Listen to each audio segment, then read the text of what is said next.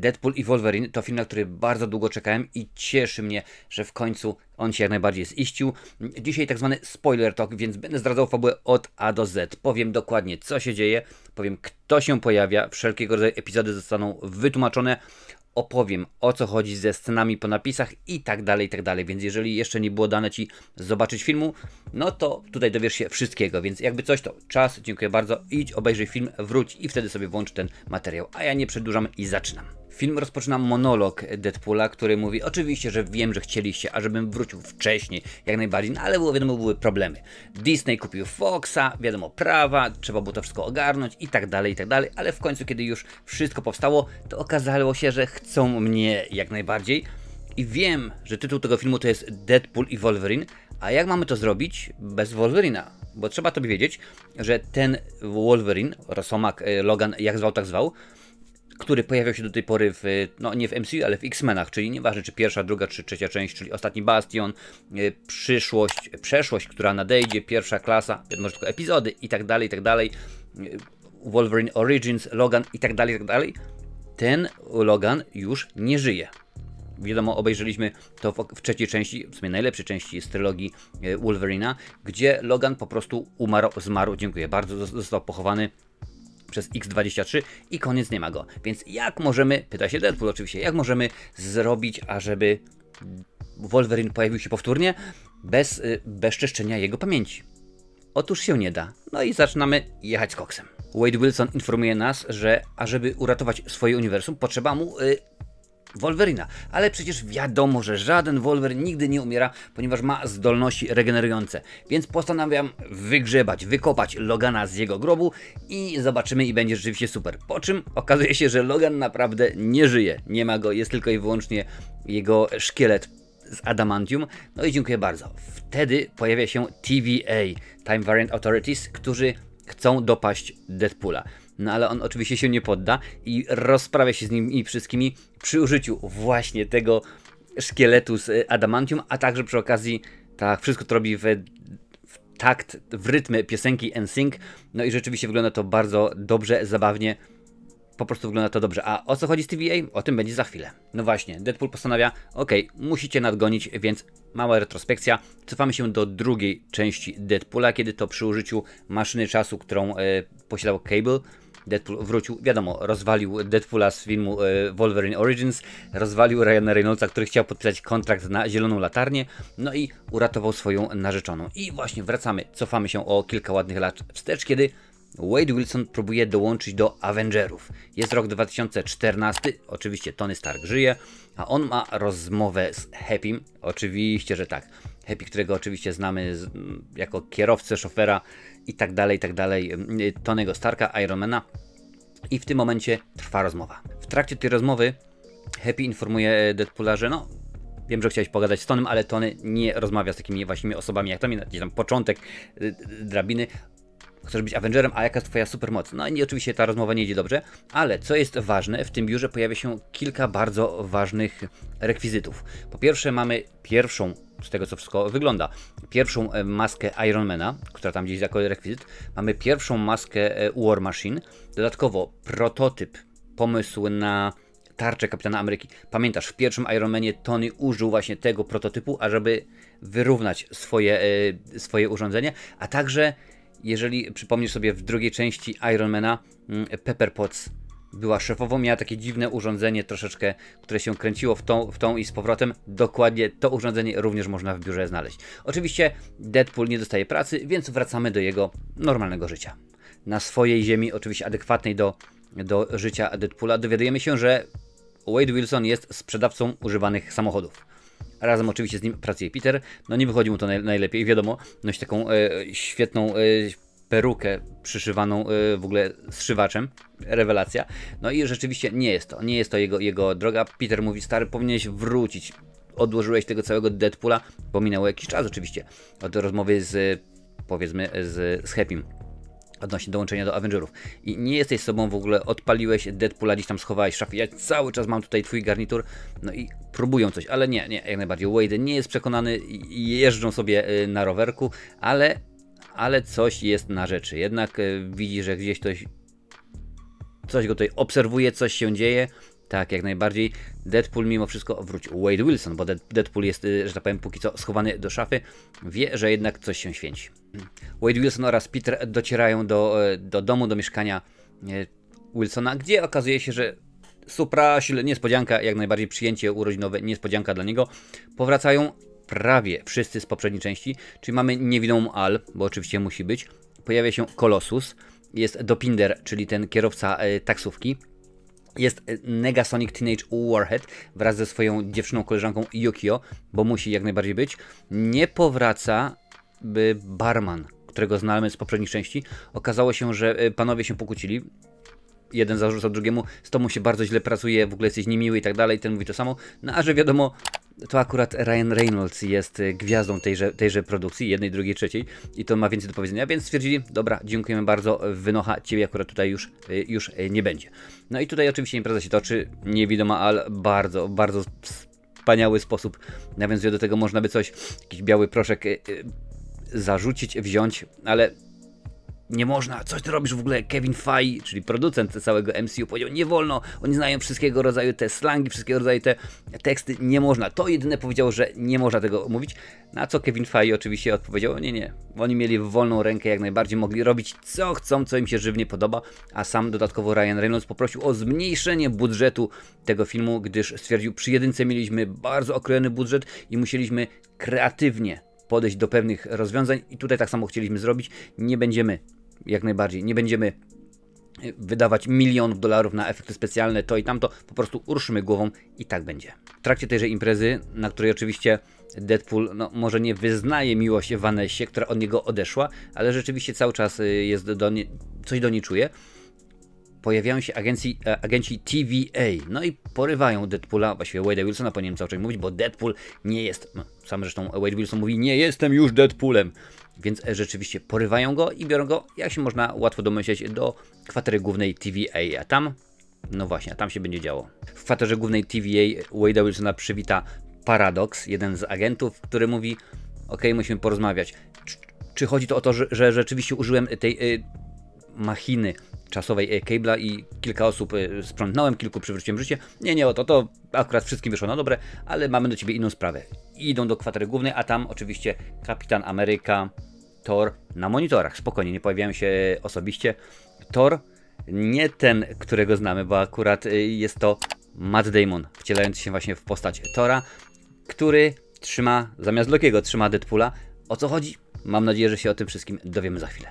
Na różnych innych monitorach oczywiście są sceny z pozostałych, nie wszystkich co prawda, ale filmów MCU, tak, bo mamy kilka z Kapitana Ameryki, oczywiście są Avengery i tak dalej, ale w międzyczasie ma Wade monolog z nami, mówiąc nam, że Fox właściwie, tak, Fox, 20th Century Fox, dziękuję bardzo, jestem teraz w Disneylandzie i śmigajcie, po czym mamy krótką scenę, gdzie Deadpool dostaje nowy kostium, dostaje 2 miecze z ostrzami z adamantium, coś pięknego, no więc wiadomo, że adamantium u Wolverine i tak dalej, świetna sprawa, ale po tym wszystkim dowiaduje się, że słuchaj, my kontrolujemy linie czasowe i jest motyw taki, twoja linia czasowa umiera, ponieważ każda linia czasowa ma anchor, czyli powiedzmy bohatera kotwicę, który jeżeli umrze, no to ta linia czasowa umiera. W twojej linii czasowej takim bohaterem był Logan. I właśnie Logan nie żyje, bo my oczywiście mówimy o tym Loganie, którego znamy z MCU i twoja linia czasowa umiera.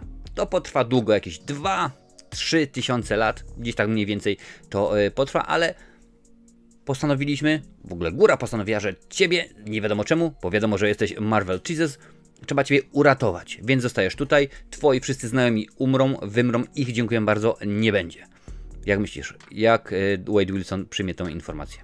Oczywiście Deadpool nie przyjmuje tego dobrze, więcej postanawia się z tym rozprawić, no bo oczywiście Paradox, jako że nie chce czekać tam 2000 lat, aż ta linia czasowa wymrze, ma specjalne urządzenie, które wymarze całą linię czasową, więc Deadpool kradnie jedno z powiedzmy urządzeń, które przenosi go pomiędzy wymiarami, pomiędzy różnego rodzaju ziemiami w multiversum i postanawia, że gdzieś pójdzie, pobiegnie, zgarnie jednego właśnie z Wolverinów, przyniesie go tutaj jako tą tak zwaną kotwicę i wszystko będzie w porządku. W międzyczasie Paradoksowi łamie nos, ucieka i tak dalej, i tak dalej. I tu w tym momencie wracamy do lasu, gdzie pochowany był Logan i gdzie Deadpool rozprawia się z agentami TVA. Ale zanim rozpocznie się jego podróż po multiversum w celu odnalezienia idealnego Logana, który będzie pasował, no to jeden z agentów zaczyna jak najbardziej bluzgać na niego, bo wiadomo, Deadpool, a właściwie Ryan Reynolds jest z Kanady, więc zostaje on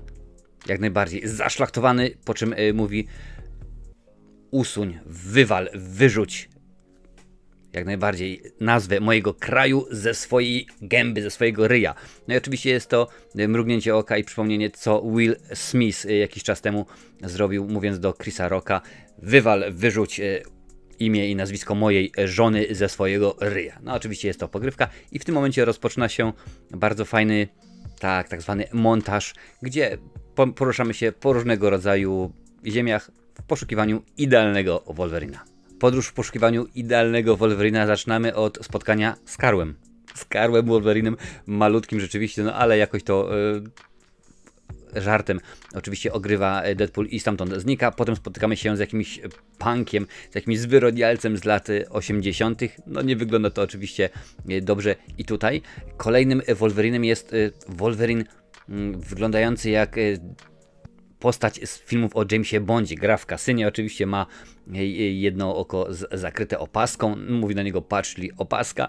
Po to tylko, żebyśmy się gdzieś przenieśli w jakąś głuszę, jakiś las, gdzie stary Wolverine z posiwiałą brodą siedzi sobie spokojnie na swojej na werandzie swojego domu. No i nie jest specjalnie zainteresowany. Krótko mówiąc, strzela z dubeltówki do Deadpoola. Kolejnymi Wolverinami, których spotykamy, to jeden jest ukrzyżowany na takim wielkim X-ie, oczywiście poniżej sterta czaszek. No chyba nie o to rzeczywiście chodziło, ale potem prawdziwa bomba. Wbijamy się. Nie wiem, czy pamiętasz, jakiś czas temu była taka animacja Wolverine vs Hulk albo Hulk vs Wolverine. No i rzeczywiście wpadamy w sam środek walki Wolverina z Hulkiem. No nie kończy się to dobrze dla Deadpoola, zarówno w animacji, jak i w tym filmie. Zresztą w każdym aspekcie Wolverine, nie, Deadpool oczywiście, jak to mawiał Siara, odkłada łyżkę, czyli no i potem trafiamy na niego. Aż muszę przeczytać dokładnie, żeby nazwy nie pomylić. The Cavrillin. Tak, oczywiście jest to zbitka słów Henry Cavill i Wolverine. Cavrillin, ponieważ ten konkretny Wolverine jest grany przez Henry'ego Cavilla. No nie muszę mówić, że Deadpool jak najbardziej ogrywa to: facet, super jesteś super, wiadomo, ty byś się nadawał i tak dalej, i tak dalej. Nie, ten Wolverine, ten Cavrillin właściwie też nie jest tym, którego szukał Deadpool. W końcu trafiamy na Wolverina, który siedzi w barze i chleje. Tutaj całe mnóstwo smaczków. Począwszy od nawiązań do Kanady, bo zarówno Ryan Reynolds, jak i Wolverine są Kanadyjczykami. Oczywiście, że tak. Klub sportowy Wrexham, którego współwłaścicielem jest Ryan Reynolds, inaczej być nie mogło. A na dodatek ten Wolverine, który ma problemy w ogóle z wysuwaniem szponów, nosi rewelacyjny żółto-niebieski, żółto-granatowy kostium, którego domagaliśmy się od dawna. Miał się pojawić na początku, ale w pierwszych X-Menach stwierdzono, nie, dopiero co był Matrix, tam były skóry, to wszystko super wyglądało, więc tak samo musi być tutaj. Domagaliśmy się tego cały czas, a to już bodajże z 10. raz, kiedy Hugh Jackman wciela się w rolę Rosomaka, niech tak będzie. No i rzeczywiście udało się, w końcu go mamy. Więc Deadpool bierze go, zaciąga go do siedziby głównej TVA, po to, żeby Paradox powiedział: ok, w porządku, twoja ziemia jest uratowana, bo masz nowego Wolverina, który może być tą osobą kotwicą. No właśnie, może być, ale no niestety tutaj też nie wszystko idzie tak, jakby sobie tego życzył Deadpool. Okazuje się, że tak to nie działa, bo po pierwsze nie ma takiej możliwości, a po drugie przyniosłeś najgorszego z najgorszych Wolverinów, jaki tylko mógł być w całym multiversum. No ale Deadpool mówi: dobra, spokojnie, to może ja pogadam z szefostwem, szefostwo będzie wiedziało, co zrobić. No i się okazuje, że nie będzie wiedziało, ponieważ nikt o tej operacji nie wie, oprócz Paradoksa i tych podwładnych mu ludzi, bo oni działają na własną rękę. A skoro Deadpool mówi: ja jestem mistrzem bycia Januszem, tak to sprawia, że nie ma problemu, że wszystko wróci do normy, no ale Paradox wysyła jednego i drugiego, tak, Void. To jest to miejsce, gdzie umówmy się, po uderzeniu tą pałką, znamy to oczywiście z serialu Loki, postacie się dezintegrują i pojawiają się oczywiście w tym w tym świecie znanym jako Void. No i tutaj, tak, tutaj Deadpool i Wolverine mają sobie kilka rzeczy do wyjaśnienia. Walka pomiędzy Deadpoolem i Wolverinem oczywiście jest epicka. W tle pojawiają się już upadłe, zakopane gdzieś tam logo 20th Century Fox, no bo wiadomo, Disney kiedy wykupił 20th Century Fox, teraz zmienił na 20th Century Studios i to jest część Disneya. Gdzieś tam jest Helicarrier, w tle kilka rzeczywiście innych budynków, które możemy kojarzyć z filmu, no ale walka cały czas trwa. Deadpool mówi, stary, przestańmy. Ja zmuszę tych gości z TVA do tego, ażeby naprawili twoją linię czasową, żeby naprawili to, co wszystko ty zepsułeś i na to wszystko pojawia się on. On jak najbardziej. Deadpool już wie, kto to jest, zdejmuje maskę i okazuje się, że jest to tak ni mniej, ni więcej, tylko sam Chris Evans, Kapitan Ameryka w własnej osobie. No, ciężko byłoby, żeby był w innej osobie. W każdym razie nie jest stary, jest młody, z czasów, kiedy oczywiście kojarzymy go sprzed zakończenia czwartej części Avengerów. Ale pojawiają się też właśnie oni. Troszeczkę to wygląda wszystko jak Mad Max Furiosa. Oczywiście Deadpool do tego jak najbardziej nawiązuje, ale jadą ludzie, ażeby dorwać, domyślam się, dorwać Deadpoola, Wolverina, no i oczywiście Chrisa Evansa. W ekipie, która przyjechała, ażeby dorwać tych wszystkich, pojawia się m.in. Pyro. Jest to aktor, którego możesz kojarzyć z oryginalnej części trylogii X-Menów. Oczywiście Aaron Stanford. Oprócz niego jest również Sabretooth, którego pewnie też kojarzysz z oryginalnej, nie, z pierwszej części filmów solowych o Wolverinie. Tam jak najbardziej, no, mamy innego aktora. Jak najbardziej mamy innego aktora. Powraca ten Sabretooth, którego możesz pewnie kojarzyć z drugiej części X-Menów, czyli Tyler Mane. Liev Schreiber, który występował jako inny Sabretooth, no można się łatwo domyślić, że to nie ta linia czasowa. Więc Chris Evans mówi, ok, ja to załatwię. Deadpool cały podekscytowany, bo zaraz usłyszy Avengers Assemble, po czym Chris Evans mówi Flame on! I zamienia się w Johnny'ego Storma. Oczywiście, że tak, tego z Fantastycznej Czwórki, w którego to postać się jak najbardziej wcielał. No, Pyro dosyć łatwo go pokonuje, nie ma z tym problemu. Deadpool zmierzył się z Sabertoothem, którego on z drugiej strony rozwala bardzo szybko, na co wbija Toad. Niestety nie powraca aktor z oryginału, a Daniel Medina Ramos, no i są zabrani, tak, są zabrani do niej, do Cassandry Nowy, ażeby tam się rzeczywiście podziało dużo więcej. W drodze do kryjówki Cassandry Nowej, której to kryjówką w ogóle jest wielkie, no korpus, w tym momencie już szkielet Ant-Mana, no, zresztą sam Deadpool z tego żartuje. O, popatrzcie, jednak Paul Rudd się starzeje. Deadpool, a także Wolverine oraz Johnny Storm ucinają sobie pogawędkę, gdzie on wyjaśnia, czym jest Void, że tutaj są zrzucone wszystkie niepotrzebne postaci, niepotrzebne rzeczy. Potem one oczywiście zostają zniszczone. Już w samej to kryjówce Cassandry pojawia się m.in. Juggernaut, ale nie jest to Vinnie Jones, bo on powiedział, że nakładanie tego kostiumu było zbyt dużą presją mentalną dla mnie i po prostu nie chciałem. No, facet, żałuj, bardzo, bardzo możesz żałować, bo rzeczywiście tak, jak najbardziej straciłeś wiele, bo twoja rola w trzecich X-Menach w tym momencie już zostaje zapomniana. Kiedy już docierają do Cassandry, Deadpool w bardzo brzydki sposób mówi do niej, jak najbardziej, słuchaj, to Johnny Storm powiedział takie brzydkie rzeczy, niestety ze względu na algorytm nie mogę ich przytoczyć, a są hardkorowe. No i Cassandra po prostu rozwala, jak najbardziej rozwala Johnny'ego Storma, usuwa z niego całą skórę, reszta się zapada. Wolverine mówi do Deadpoola, coś ty z człowieku zrobił, zabiłeś go. Nie, ja nie, ale w ogóle i tak nie mógł tutaj dłużej zostać, bo wiadomo, budżet mieliśmy ograniczony i tak dalej, i tak dalej. Po czym tak, jak najbardziej. Wolverine nie ma możliwości jej rozwalić, no bo wiadomo, to jest Cassandra, która w ogóle wjechała na wózku profesora Xaviera. Tak, przejechał tutaj kiedyś, ale już w tym momencie już go nie ma, więc można się domyślić, że któryś z profesorów Xavierów w tym Voidzie był i już nie żyje. Jak najbardziej grzebie w głowie Deadpoola, ale to też nie wychodzi jej na dobre. Mają zginąć, bo wiadomo kto nadciąga, no ale udaje się im uciec i postanawiają pójść, bo tam ten Johnny Storm mówił wcześniej oczywiście, że są jednak, niech będzie wyrzutkowie, niech tak będzie rozbitkowie, którzy mogą coś wymyślić. No i postanawiają tam dojść, ale w międzyczasie trzeba się pożywić, więc gdzieś tam znają jakąś starą jadłodajnię, no i oczywiście jest, no bo musi być rozmowa, bo trzeba posunąć fabułę do przodu. Oczywiście w jadłodajni musi być rozmowa, jak to Wolverine w świecie Deadpoola był bohaterem, super świetny i tak dalej, rewelacyjny. Chciałem być Avengerem, ale się nie udało. No, Wolverine się tak nie otwiera. Ruszają w drogę dalej po to, żeby spotkać Dogpoola, czyli psiego Deadpoola, a także drugiego Deadpoola, którego gra Ryan Reynolds. Oczywiście, że tak, długie włosy, troszeczkę jak skrzyżowanie Deadpoola z... No czy wiem, czy można powiedzieć? Tak, niech tak będzie z Witcherem. Troszeczkę, skoro był Henry Cavill, to może być tak to i w ten sposób. No i oczywiście ten mówi, a to jak szukacie tych, to idźcie tam, tak jak najbardziej, kierujcie się. No i tak to rzeczywiście w tym momencie wygląda. Ryan Reynolds, czyli Deadpool numer 2, zaprowadza ich do auta, proszę bardzo, wsiadacie, jedziecie. W aucie próbują niby, Deadpool próbuje coś wymyślić, ale się nie udaje, więc jest kolejna walka. Tym razem w rytmie piosenki z filmu Grease, no bo rzeczywiście tak też musi być. Panowie biją się długo, bardzo długo. W końcu Wolverine wygrywa, zakuwa gdzieś tam Deadpoola pasami, żeby ten się nie mógł ruszyć. Tracą przytomność i pojawia się ktoś, kto ich zabiera gdzieś. A kto i gdzie? O tym już za chwilę. Panowie budzą się w tej kryjówce. Okazuje się, że nie wiemy co, gdzie, jak i kiedy, ale Wolverine zadowolony, bo mają łychę, więc ktoś idzie, Deadpool atakuje i okazuje się, pojawia się Elektra. W tej roli oczywiście Jennifer Garner. Wiadomo, że wystąpiła w tejże roli zarówno w filmie Elektra, jak i w filmie Daredevil. Mowa oczywiście o tej produkcji z Benem Affleckiem w roli głównej. No jest super, jest dobrze. Po czym pojawia się kolejny superbohater i w tym momencie wchodzi Blade. Tak, Wesley Snipes jak najbardziej wbija, pojawia się.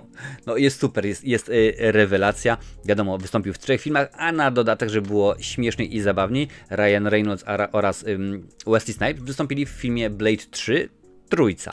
No i to rzeczywiście pojawiło się, po czym wchodzi Gambit. Ale nie ten Gambit, którego możesz kojarzyć z filmu Wolverine Origins, tylko Channing Tatum w tejże roli. Otóż przez lata, przez wiele lat Channing Tatum lobował, ażeby nakręcić film o Gambicie. To ja jestem Remy LeBeau, to ja chcę zagrać w tym filmie tęże postać. No niestety nie udało się, ale tutaj ma taką możliwość, więc pojawia się również Gambit. Dowiadujemy się, że 4. z nich był Johnny Storm, no ale Johnny Storm już niestety nie żyje, bo wiadomo, Deadpool sprawił, że tak, jak zawsze, swoją głupią gadanią, Merc with the Mouth, wiadomo jak go nazywają, no niestety Johnny Storm odłożył łyżkę.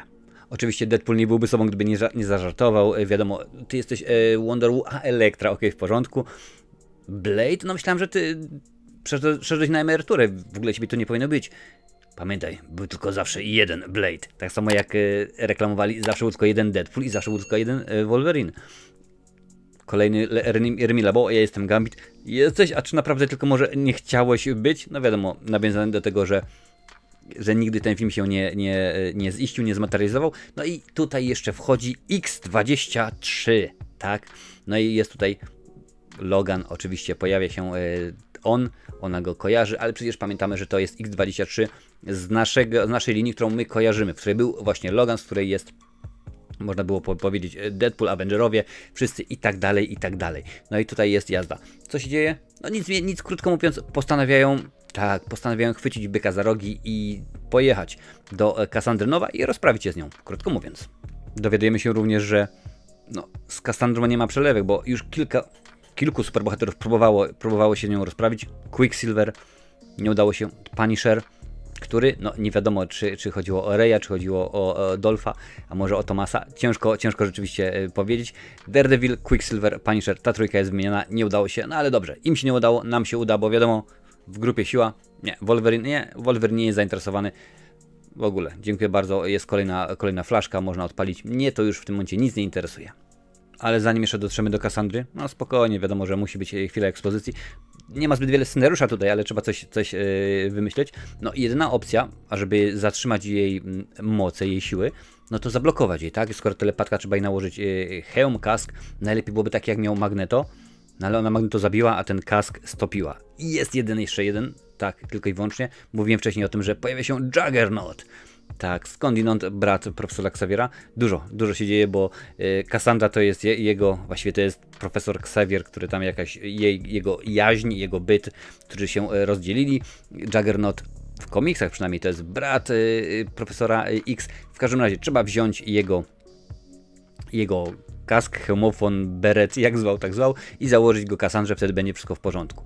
W międzyczasie, no bo Logan wiadomo nie jest zainteresowany, siedzi przy ognisku, popija sobie swoje, przychodzi do niego X-23, no wiadomo, Laura, no i mają rozmowę o tym, kim on był, co on znaczył dla niej i tak dalej, i tak dalej. Nie, on nie jest przekonany, my płaczemy jak najbardziej, ale w tym momencie Dziękuję bardzo. X23 Laura odchodzi i Logan cały czas robi swoje. A my jedziemy już tą właśnie zużytą Hondą, w której dwóch panów się naparzało. Jedziemy właśnie do Cassandry. Po drodze oczywiście dowiadujemy się, że nie wszystko jest tak, jak nam się wydaje. Otóż Paradox współpracuje, właściwie Pyro współpracuje z Paradoxem, bo on rzeczywiście ma w pewien sposób kontrolować Cassandrę, na ile to oczywiście możliwe, i dostaje prikaz z góry: masz ją sprzątnąć, masz się jej pozbyć, dziękuję bardzo. Dojeżdżamy do jej siedziby, tylko po to, ażeby okazać się, że w bagażniku cały czas siedział Logan, no i zaczyna się rock'n'rollowa jazda bez trzymanki, jakby to powiedział Jurek Owsiak. Naprawdę, nasi bohaterowie, tutaj składany jest im hołd, bo zarówno Blade, jak i Gambit, Logan, Deadpool, X23, a także Elektra, wszyscy, każdy z nich ma swoje 5 sekund, każdy z nich rzeczywiście pokazuje to, co najlepsze, ale wiadomo, że najważniejsza jest bitwa pomiędzy Elektrą, Deadpoolem a Wolverinem. No niestety walka z Cassandrą nie idzie po myśli ani Deadpoola, ani Wolverina. Deadpool zostaje pokonany, a Cassandra zaczyna grzebać w głowie Logana. No czemu on jest takim zrzędą i w ogóle? Bo okazało się, że kiedy on był na swojej ziemi i kiedy najbardziej go potrzebowano, on powiedział: to nie jest moja wojna, nie interesuje mnie, poszedł do baru się upić. W międzyczasie została zaatakowana siedziba Profesora X. Wszyscy mutanci zostali wybici, wyrzęci do cna. No i on się tym, delikatnie mówiąc, zdenerwował się. No i postanowił wysiec i zaczął rozwalać wszystkich. Tych, którzy go skrzywdzili, i niewinnych ludzi, i po prostu w tym momencie już siebie znienawidził. Cassandra mówi: ja to mogę wszystko zmienić, tylko mi powiedz, i w tym momencie będziesz miał już spokój. No wiadomo, jak to może zrobić, ale udaje się w ostatniej chwili Laura, kiedy tak naprawdę Psylocke ją ściąga swoim page'em, batem, nieważne, liną, udaje się jej rzucić kask Juggernauta w stronę Deadpoola, no i Deadpool zakłada Cassandrze na głowę tenże, blokując jej wszelkie możliwości, no, jej telepatycznej mutantowości, bez sensu, jej telepatycznej zdolności, ażeby kontrolować innych. Na to wszystko, gdy Cassandra jest bezbronna, pojawia się Pyro, który miał prikaz strzelić, rozwalić, no i tak to właśnie robi, więc jedną opcją, żeby ona przeżyła, jest zdjąć jej ten beret Juggernauta, żeby przeżyła, ale ona mówi: zdejmiesz mi, to was rozwalę. No ale Rosomak dosyć konkretnie mówi o Xavierze, że on był super, że był świetny i tak dalej, że nie chciałby, żeby ona była złą.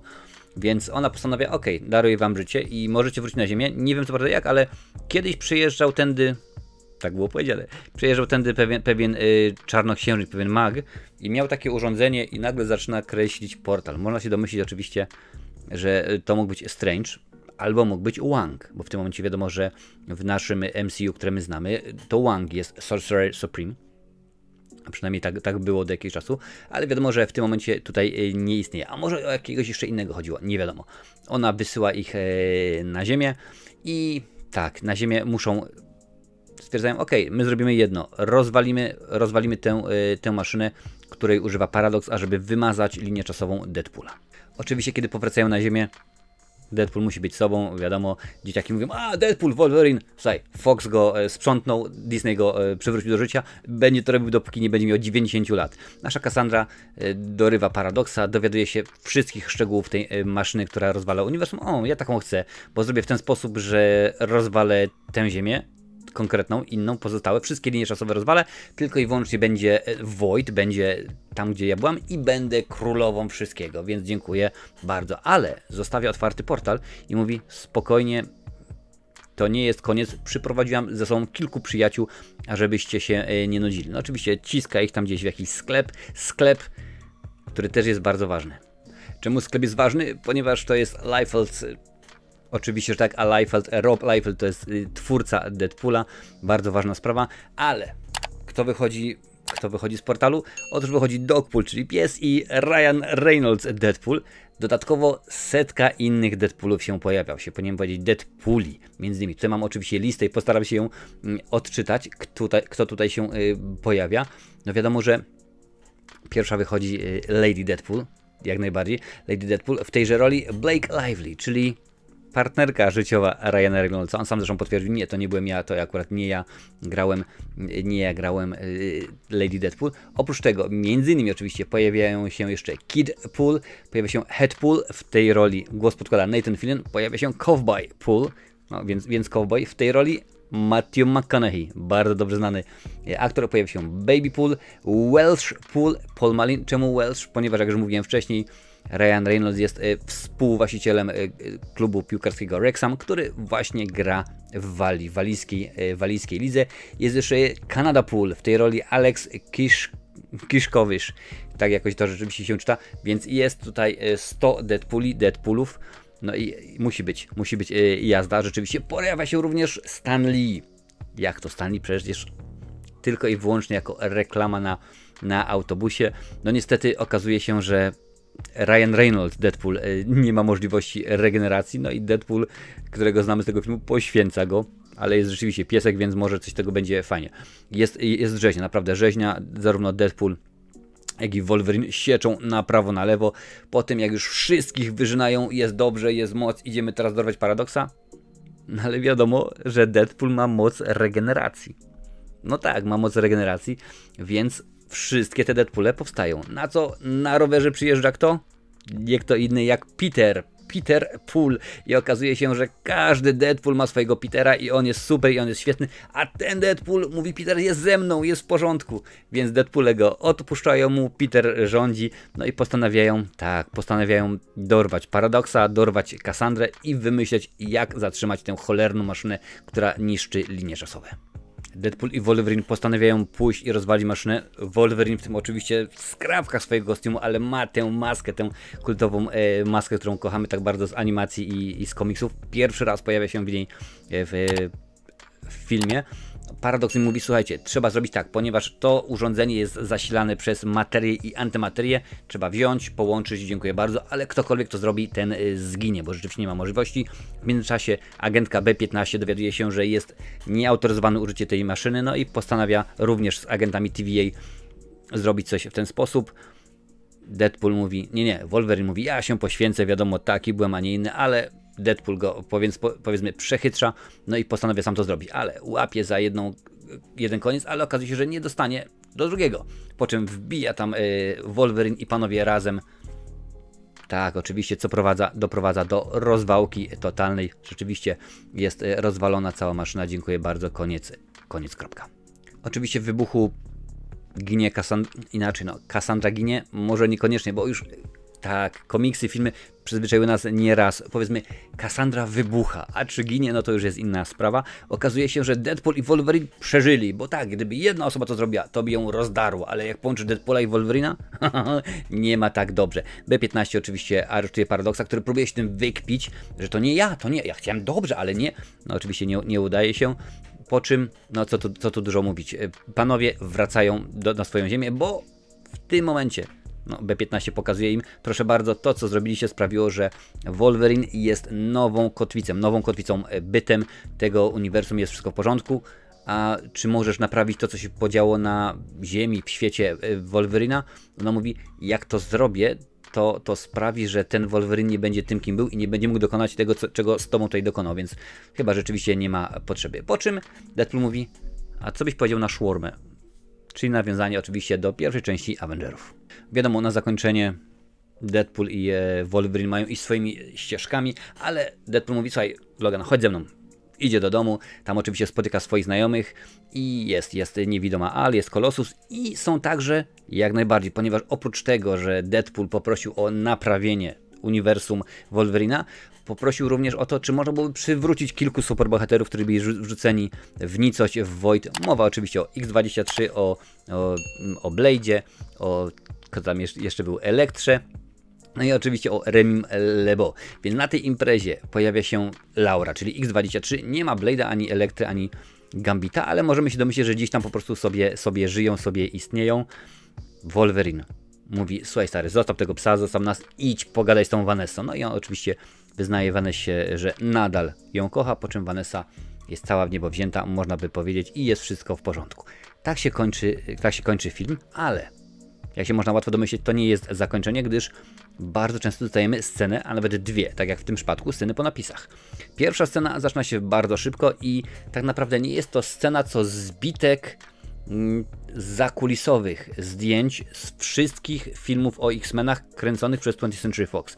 Więc dostaniemy tam filmy z trylogii Wolverina, X-Men 1, 2, 3, X-Men pierwsza klasa, X-Men przeszłość, która nadejdzie, co tam jeszcze było, X-Men Apocalypse, a także X-Men Dark Phoenix. Oczywiście fantastyczna czwórka, jedna, druga i trzecia. Wszystkie te rzeczy są poukładane, podziękowanie, dziękuję bardzo, koniec, kropka. No i to jest pierwsza scena po napisach, niewiele wnosi, ale fajny smaczek, fajny ukłon w kierunku 20th Century Fox, a druga scena, oczywiście na samym końcu, bo Deadpool cały czas nie może pogodzić z tym, że to nie on sprawił, że Johnny Storm nie żyje, tylko to Johnny Storm te powiedział wszystkie rzeczy. Więc mamy cofnięcie się do tej klatki, w której wiozą ich, kiedy tam Toad ich porwał i wiozą ich do Cassandry i tutaj jest Deadpool razem z Wolverinem pojmany, związany, Johnny Storm obok, a nad nimi jest kamera. I która to kamera dokładnie pokazuje te wszystkie bluzgi pod osobą Cassandry, które wypowiada Johnny Storm, a Deadpool potem to powtórzył i twierdzi, że to nie była jego wina. Nawet Johnny Storm mówi, nawet jeżeli ona mnie oskuruje żywcem i potem zostawi moje ciało, żeby gniło, mnie to nie przeszkadza, bo to jest cała prawda. Więc w ten sposób Deadpool się wykpił z wszystkiego. Więc tak to rzeczywiście bywa. No, kilka rzeczy pominęłem, kilka oczywiście ciekawostek również nie powiedziałem, na przykład, że wystąpił między innymi Blob, bo tutaj mam oczywiście tutaj ciekawostki otwarte na IMDb, kilka innych rzeczy, no ale gdybym chciał robić wszystkiego, tak, to pewnie ten materiał potrwałby jeszcze ze 3 godziny, a i tak jest bardzo długo. A tutaj na tej liście jest więcej materiałów z tak zwanych spoiler talk.